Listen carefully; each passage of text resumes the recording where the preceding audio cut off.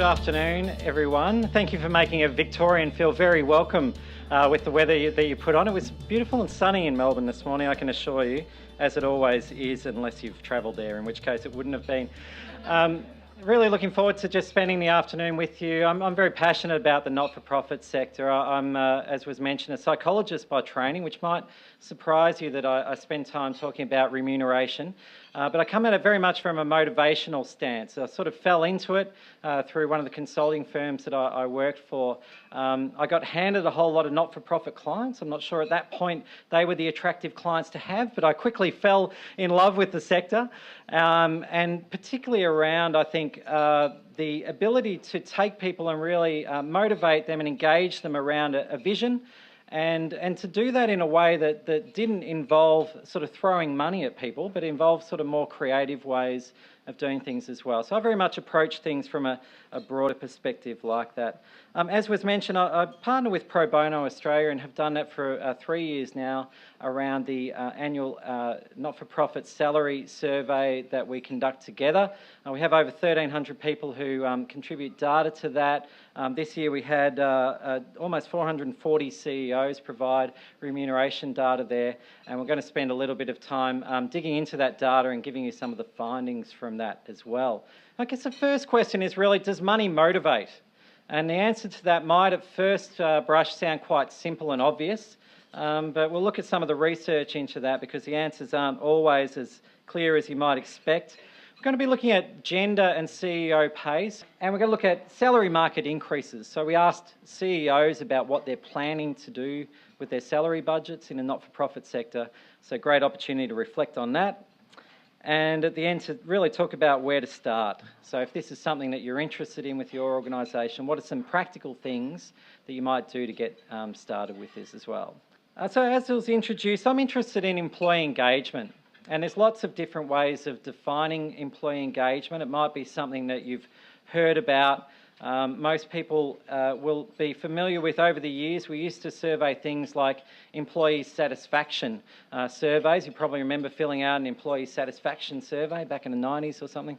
And then we moved on to this concept of engagement because we found out that you can be very satisfied with your job and actually not that productive. And equally, you can be quite productive and not necessarily satisfied with your job. And so it was really moving beyond that sense of, am I just happy with my job, to see these other things that actually make a difference. And I like to focus on three main areas and then an additional aspect. And you'll see these in a number of the theories and models out there. But I talk about aligned motivation. So one thing we're not short of in the not-for-profit sector is motivation. Typically, we're able to employ people who are pretty passionate, sometimes maybe a bit too passionate for the cause, and that actually adds some challenges in leading that. So one of our challenges leaders in the sector is how do we actually align people and take that motivation and really harness it and point it in the right direction. So that alignment is really critical. We know that engaged employees are passionate promoters, and they're passionate promoters of your organisation and its cause, but they're also promoters of the organisation as a place to work. So they speak to their relatives, their friends, other people about, organisation X is a great place to work, you should think about working here. And so we want to get people who are passionate promoters, not just of the cause that you have, but of the organisation as an employer. And thirdly, we want people who are committed to the success of the organisation. So when things get tough, they hang around, they stick at it, they put in that extra mile to get things done. And so employee engagement used to focus primarily on those three areas, but what we found is you could be all of those things and over time not as productive. And that really brought us to look at this extra element, which was around being enabled to achieve results. So if you picture yourself, it's a rainy Tuesday morning, you come into the office, you sit down at your computer, you turn it on, it comes up maybe with a blue screen, or it comes up with I'll just install some updates. And you know what you're going to be doing for the next hour and a half as that sort of cycles through and does the percentages and things. And then finally you get to log in around morning tea time, only to find that in that intervening hour and a half there's some more updates to install, and so you go back again. It's a good example of how we can be motivated, ready to go, but our work environment, and in that case technology, may not be enabling us to get the job done. And over time, some of those things may frustrate people to the point where they become less engaged with the organisation. So that enablement factor is really critical. And you've probably heard consulting firms talk about all the things that they link to employee engagement. This is actually drawn from some peer-reviewed research. I'm not going to go through all of these, but it'd be fair to say that employee engagement is linked to a range of things that we know are really critical, from things like the performance that I have in my job as an individual, right through to, for listed companies, shareholder value and returns, and profitability and those sorts of things. So it's not just about the individual and what they can contribute, but if you're able to get a group of individuals with aligned motivation, who speak well about the organisation and recommend it, and who are committed to the place and enabled to get the job done, then you can deliver great results off the back of that. So then if we look at employee engagement rates worldwide, so depending on which consulting firm you wander up to, you'll get anywhere between 30 to 85% of employees are not engaged. So that doesn't necessarily mean they're against your organisation, but they're definitely not excited about it. They're not going to be aligned with where you're going or motivated. They're not necessarily going to speak well of it. They're not necessarily going to be committed to success. If you take the more consistent measure, it's around people who are actively disengaged, and that ranges between 15 to 25% of employees on a global setting, and Australia's pretty consistent with that, are not engaged with their organisations. And in fact, they're actively disengaged. So it's not just that they're speaking positively about your organisation, they're actually out there speaking negatively about your organisation. They might be working at cross purposes to where you're going, and they're definitely not committed. In fact, they'll be jumping on Seek or whatever their preferred website is pretty regularly to see what else is out there. So we know that this is a critical issue. And so if we look at remuneration in that context, you might say, well, how does that help? And I've looked at the research. So we've got 100 years of looking at what motivates and drives behaviour. And you'll be pleased to know it's a typical sort of psychologist answer that yes, money does motivate people, and no, it doesn't. Fantastic. Thank you, Andrew. You can fly back to Melbourne now. You've solved that for us. So to kind of dig into that and explain it, people are motivated by money. So if you are in charge of payroll, just switch it off and just sort of monitor what happens over the next sort of 3-4 weeks. You're pretty guaranteed that people will stop coming to work, even if they were quite motivated. There is a base level of interest that people have in earning money to support their needs, their lifestyle, and their expectations as well.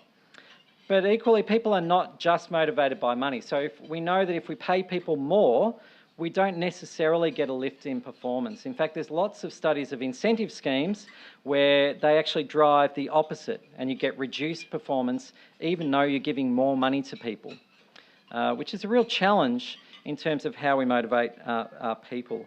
But fortunately, in the not-for-profit sector, we don't have to worry about necessarily having too much money to throw at people. So we can have some other things that we can look at to really engage and drive people.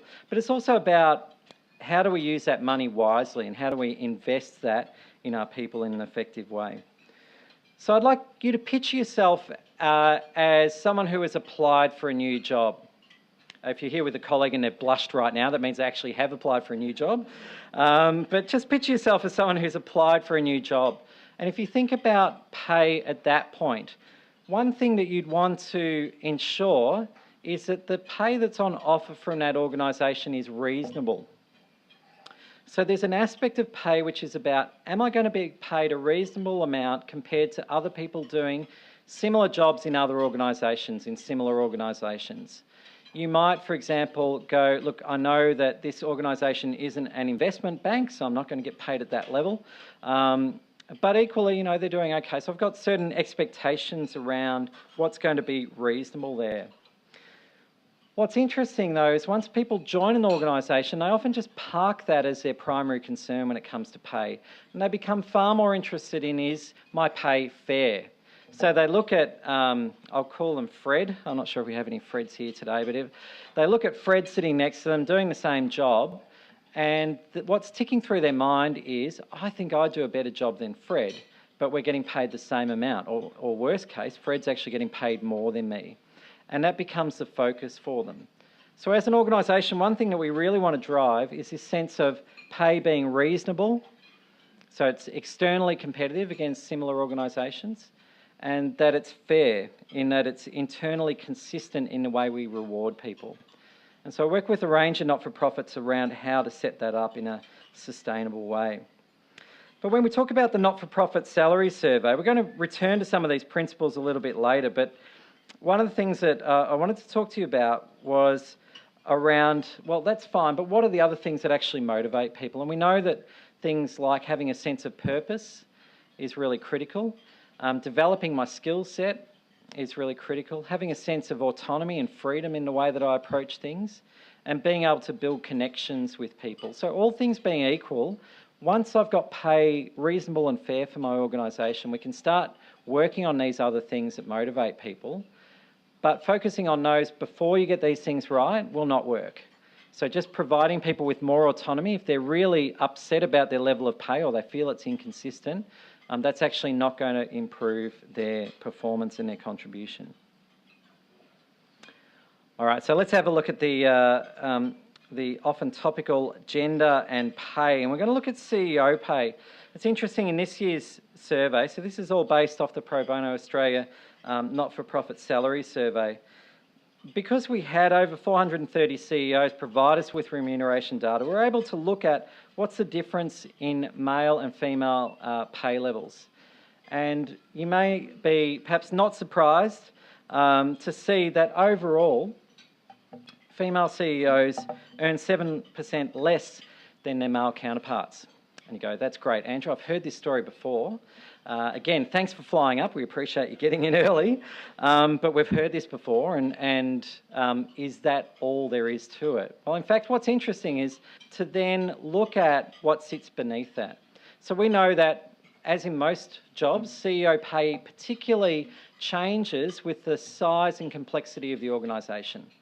And so we measure that by looking at organisational budgets. We ask people, okay, so how much do you get paid in a structured way? But also, what's the budget of your organisation and how many people work for your organisation?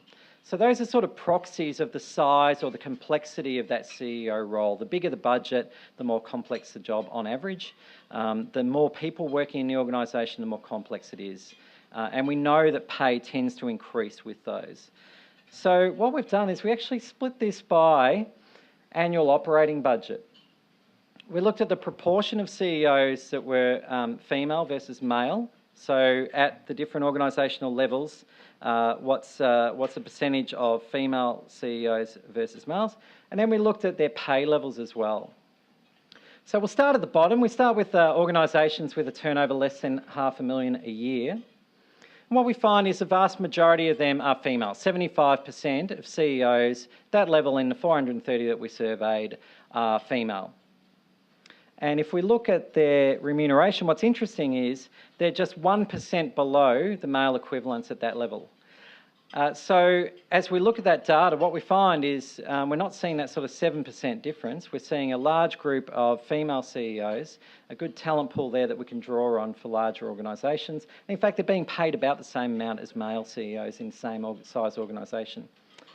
As we move up, we get sort of encouraged and discouraged simultaneously, which only a psychologist, a trained psychologist could pull off, mind you.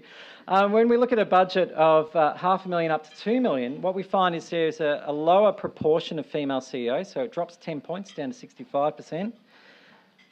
But we find that they're actually getting paid about 1% more than their male counterparts. So roughly about the same again. We don't see much of a difference in how they're being paid at that level. As we scale it up, again, a reduction in the percentage of female CEOs. We're getting more males in there at that level. So we're down to 56% females now. But this is where it gets interesting. They're on average being paid 9% more than their male counterparts. And when we get up to the larger organisations where we had sufficient people to look at this, we find that we've dropped below 50% now. So we've gone from 3/4 to less than 50% now. So we've lost a whole 25% there. But they're actually earning 20% more than their male counterparts at that level. So this, pretty guaranteed, this isn't a story you've heard before. And it's an interesting one in terms of, on the one hand, being encouraging that within the not-for-profit sector, with the people we looked at, there isn't a penalty just for being female. In fact, there can be some upside in terms of remuneration levels within the groups we look at, particularly for larger organisations. But your opportunity to get there seems restricted. And so when people focus on the challenge of equitable pay, oftentimes you'll go back to your organisation and say, well, look, don't we pay men and women the same? Aren't they within the same structure here, the same framework? So we don't have an issue. But what you see within the sector more generally here, particularly with this large group of organisations we looked at, the issue is actually around the opportunity to get into those larger organisations. So if at the bottom I've got 75% chance as a female of being a CEO of those organisations, that reduces to half-half. We've got this huge pool of female CEOs out there, but they're not necessarily ending up in the larger organisations. Does that make sense? So that's I guess the challenge there is how you look at that. And I guess one of the other challenges, and just to kind of tie things out before I open up for some questions, is around pay reviews. So we looked at CEOs and pay reviews, and for a number of you that are sitting on boards for not-for-profits, or you're CEOs yourself, you might have an interest in this, is how frequently pay is reviewed for CEOs. And again, we surveyed around that. What we found is just 52% of CEOs have an annual salary review. And in fact, when you look at the flip side of that, so there's some that have a regular review, but it's not every year.